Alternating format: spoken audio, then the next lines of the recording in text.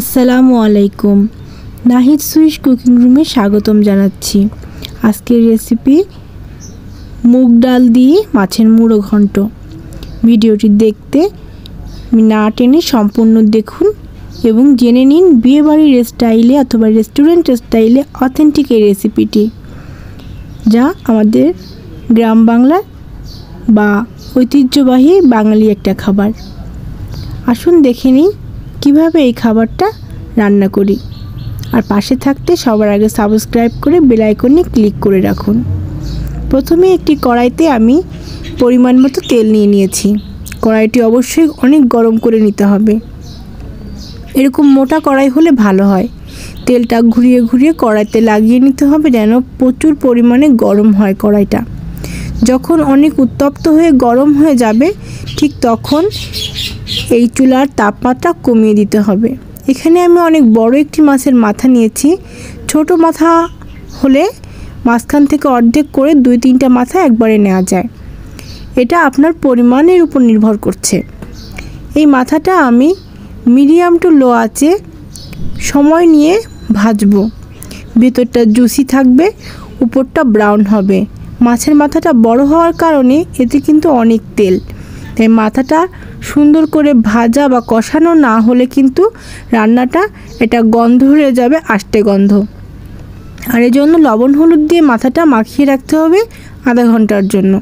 তারপরে ভাজার পালা। মাথাটা ভালো করে ভেজে নেব। এই ভাজাটা প্রত্যেকটা রান্নার স্টেপ লক্ষ্য রাখবেন যাতে করে অরিজিনাল রান্নাটা আপনি জানতে পারেন। সাধারণত গ্রামে সবাই এই মাছের যারা পছন্দ করে তারা কিন্তু এটাকে কষিয়ে নেয়, তো আমি এটাকে ভেজে নিচ্ছি জাস্ট রেস্টুরেন্টের টেস্ট বা বিয়েবাড়ির টেস্টটাকে আনার জন্য। আর এইভাবে করে রান্না না করলে কিন্তু আসল স্বাদটা আসবে না। এটা আপনি দীর্ঘ সময় ধরে কষিয়ে নিয়েও করতে পারেন। এটা যার যার রুচির ব্যাপার, দুভাবেই করা যায়, ভেজে নিয়ে অথবা কষিয়ে। তবে বড় মাছের মাথাটা ভেজে নিয়ে করা ভালো, কারণ এতে প্রচুর মাছের তেলের একটা ফ্লেভার থাকে। মাছটা খুব সুন্দর করে আমি ভেজে নেব। ভাজা হয়ে গেলে উলট পালট করে খুব ভালো করে ভেজে নেব। এখানে মাথাটা বেশ কয়েকটা খণ্ড করা, তারপরেও ভাজা এমন করে হয়ে যাবে যেন আপনি মাথাটা এমনি এমনি খেতে পারেন।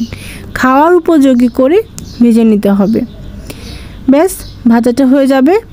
হয়ে গেলে আমি এই মাছগুলো আস্তে আস্তে এখান থেকে তুলে নেব। কিন্তু আমি এই মাছের কানটাও কিন্তু ফেলিনি। কানেও কিন্তু অনেক সুন্দর চর্বি লেগে আছে, এটা আমি রান্নাতে ইউজ করব।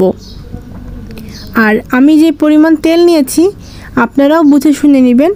যে তেলে মাছটা ভাজবেন ওই তেলে যদি মুড়ো ঘন্টেরও করেন তবে স্বাদটা কিন্তু আরও ভালো আসবে। এটা হয়ে গেলে আমি জাস্ট এই গরম তেলে কম আঁচে এই কানটা একটু নাড়াচাড়া করে নেব। এটা তেমন ভাজার দরকার হবে না, যাতে কাঁচা ভাবটা চলে যায় সেই কারণে। অথবা এটি আপনি যখন কড়াইতে মশলা কষাবেন সেই সময় এটা দিয়ে কষিয়ে নিতে পারেন, যদি আপনাদের খুব বেশি একটা মাছের গন্ধে প্রবলেম না হয়।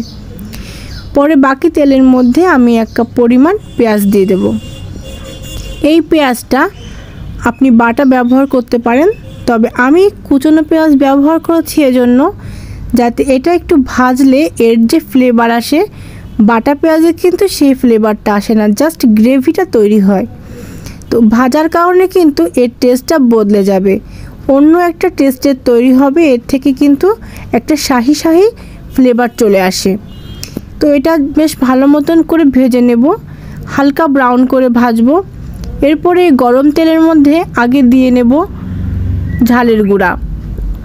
আর এখানে আমি কিছু গরম মশলা ব্যবহার করেছি 3-4টা এলাচ থেতো করে দিয়েছি, আর 4-5টা লবঙ্গ দিয়েছি, তারপরে ঝালের গুঁড়ো দিয়েছি। এরপরে বাটা মশলাগুলো দিব, আদা বাটা দেব, রসুন বাটা দেব, এবং আরও একটা জিনিস সেটা হচ্ছে সরিষা বাটা দিয়ে, তারপরে সামান্য একটু পানি দিয়ে এর মধ্যে হলুদ দেব। গরম তেলে হলুদ দিলে কিন্তু রঙটা কালো হয়ে যায়, তাই পানি দেওয়ার পরে ব্যবহার করব। এরপরে দিয়ে দেব লবণ পরিমাণ মতন, স্বাদ মতন ধনিয়া গুঁড়া এবং জিরা গুঁড়া দিয়ে এটাকে আমি কষাবো।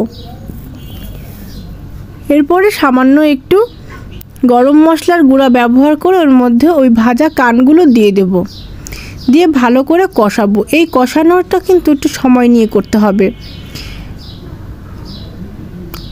স্প্যাচুলা দিয়ে কড়াইয়ের চারদিকে লেগে যাওয়া মশলা বারবার তুলতে হবে আর ঘন ঘন নেড়ে নেড়ে এটাকে প্রায় মিনিট 10 মতন কষাতে হবে।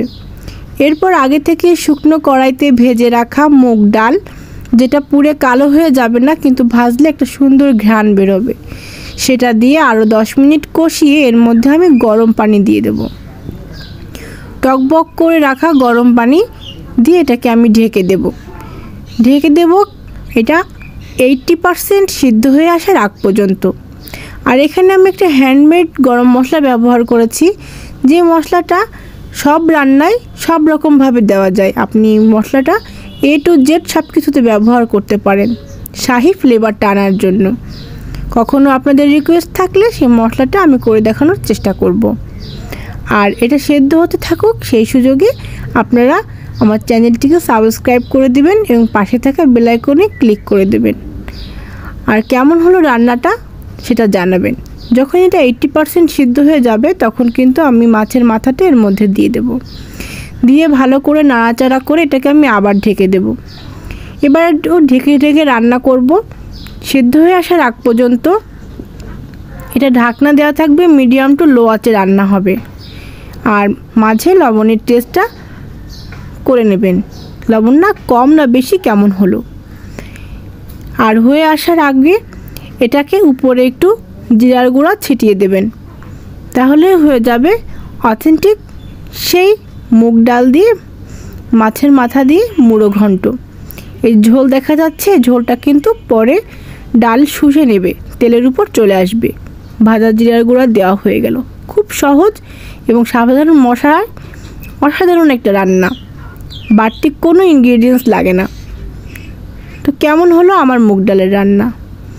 ঘরের স্বাভাবিক মশলা দিয়ে আর স্বাভাবিকভাবেই সুন্দর করে রান্না করা এই মুগ ডাল বিয়েবাড়িতে অথবা রেস্টুরেন্টে এভাবেই চলে আসছে। আমি আপনাদেরকে খুলে দেখাচ্ছি যেটা কেমন। আর এটা বাড়িতে তৈরি না করলে, রান্না না করলে বোঝাই যাবে না যেটা আসলে খেতে কেমন হয়েছিল বা টেস্টটা কেমন ছিল। তাই অবশ্যই বাড়িতে তৈরি করে আমাকে জানাবেন যে আমার রান্না থেকে আপনারা উপকৃত হলেন কিনা। দেখা হবে পরবর্তী কোনো রেসিপি নিয়ে। ততক্ষণ পর্যন্ত ভালো থাকবেন, সুস্থ থাকবেন। ভিডিওটি সম্পূর্ণ দেখার জন্য সবাইকে ধন্যবাদ জানাচ্ছি। আল্লাহ হাফেজ।